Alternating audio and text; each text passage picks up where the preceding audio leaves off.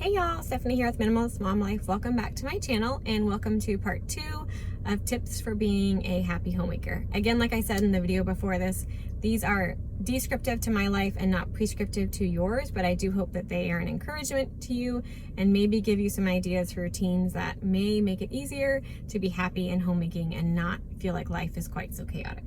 So the one that I left off on and did not get to do, I don't have as many today, is budgeting and having the routine of making a budget, sticking to a budget, checking in with your budget. I think especially if you are a homemaker that is not bringing in extra income, a budget can feel really freeing because you're looking at what do we make as a family, because when you're married, it's our money regardless of who brings it in, and what is the plan for that money, and then knowing where there is freedom in that plan, that we have allotted this amount of money for decor, or we have allotted this amount of money for what my husband and I call it fun money, which is money we get each month that is not, like, you can spend it on whatever you want. It's not in the budget to pay a bill or save for something or be spent on groceries and that kind of stuff. So having a routine of budgeting, piggybacking on other routines I mentioned in the last video, having a business afternoon where one afternoon a week you spend 30 minutes of your kids' quiet time or their nap time or whatever activity that they're occupied, and you're able to do adult things, where you call and make the dentist appointments and you pay the trash bill and you set up the college savings account, or you arrange for them to be in a new activity that requires forms to be filled out, or whatever the thing is. You have a set time, and that's obviously a great time to be checking in on your budget. I suggest, and I know for myself, I have to check in on the budget more often than that to really know where we're at. I can't just do it one week, or you could blow the budget that quick, especially if you're new to budgeting. I love the app Every Dollar from Dave Ramsey for this. It's a very simple on your phone app that you and your husband can both have, and we use the free version. But you can do an Excel spreadsheet if you're on the computer more often. I just was never on the computer enough for that to be something that I would check in with regularly. I also still love cash envelopes for spendy areas like groceries, clothes, kid stuff, because you can so easily, you're spending it and you're just looking in the envelope to see what's left. So that's a budget check-in right there. But having a budget, regardless of your income, whether it's teensy tiny or really big and you think it doesn't matter, we don't need one, we float by each month, having a budget really gives freedom.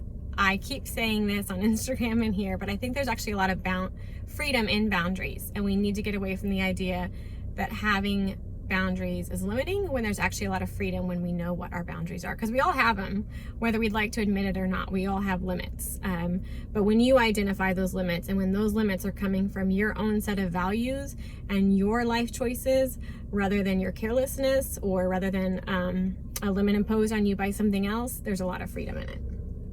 My next one, and I wrote this down further down, but I feel like I mentioned it enough in the last video, so I'll just touch on it. But having a daily to-do list, rather than thinking your planner is just for appointments and bigger things in life, having a daily, what do I need to get done every day? And really taking that as the most important things are on that list. They're not just the random things like call the vet for an appointment. They're my Bible, my workout, my chores, and what chores are those? If you have a cleaning schedule, what needs done each day, and having the ability to check those off and seeing how much you got done.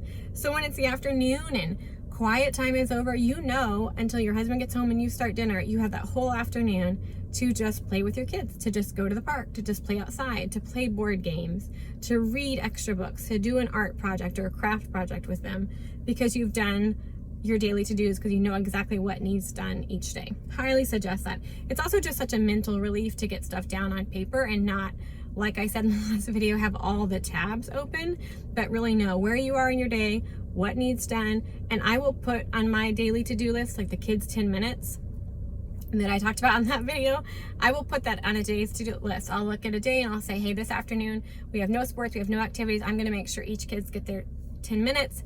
I just write the child's initial and just X out as I've given them their 10 minutes of time. Doing laundry every day. Maybe if you have a family of one child or 2 kids, you don't need to do this, but I would say for most of us, doing a load of laundry first thing in the morning, getting it switched over, having, if your kids are even 2 or 3 and above, having them help put their own laundry away, you make the piles or you put the pile down, they know what are their clothes, they can go put them in a bin. I don't fold kids' clothes. So that's super helpful too. But getting laundry every single day, so it's never backed up. It's never this huge thing. And then rewiring your brain as you make that a routine to think of it like brushing your teeth. You're never done brushing your teeth. As soon as you brush your teeth, you're marching on the time towards when you need to brush your teeth again. It's just something you do. It's like dishes. We're just gonna do this. It's not a task to be completed and then like, whoa, and then let it pile up and then be overwhelmed and have this giant project again. It's just a continual something that we do. It doesn't need to be something that we grumble about or something that we're overwhelmed by or we begrudge. It's just part of life. We're always gonna have laundry, so we might as well just do it every day. Another one that I love, and this goes on having kind of an errand day, is having a set library day.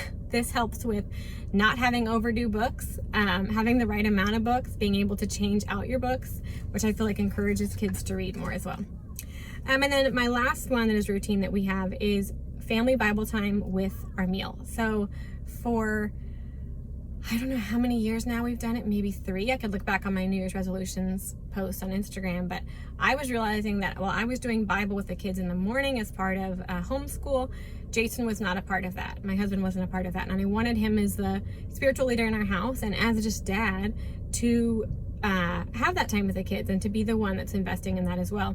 So the way we did that is we just added it to a meal. I highly suggest, and this is probably from someone else like Atomic Habits, but I'm not sure because I haven't read that book. I've just heard bits and pieces.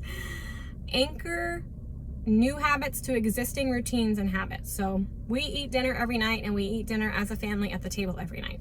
That wasn't going to change. And so to add in Bible time, I just added that to it. And I lay the Bible down when I set the table or the kids at the table next to where Jason sits. But we've done different devotionals along the way. But our kids are at an age where we feel like they just really need the Bible itself and nothing watered down for them right now. So it just sits there, and we're going through the book of John, and he'll read a passage and then we'll just discuss it as a family, and that's it. And we say the Lord's Prayer, or if we're working on a new Bible verse to memorize as a family, we do that. And it is amazing how much kids can remember and how much they take away from that time. And you're talking like 3 to 5 minutes as I'm getting the table set with the actual food, or sometimes he does it after the meal. But everyone's right there, captive audience, and it's a routine now that they're used to having to wait a little bit and hear that discussion, and we'll pray and then continue more questions as we're eating, and that kind of blends well into what we're talking about as a family over dinner.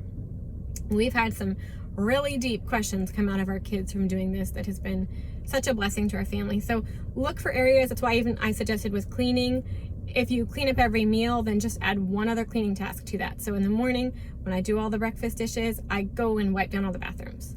And that feels like it's almost part of cleaning the kitchen, because that routine was so settled that I just added one little component to it. So look for little things in your day where you already know you're doing this, and you can really easily add. It's like putting collagen in your coffee, and now you have 20 grams of protein in your coffee.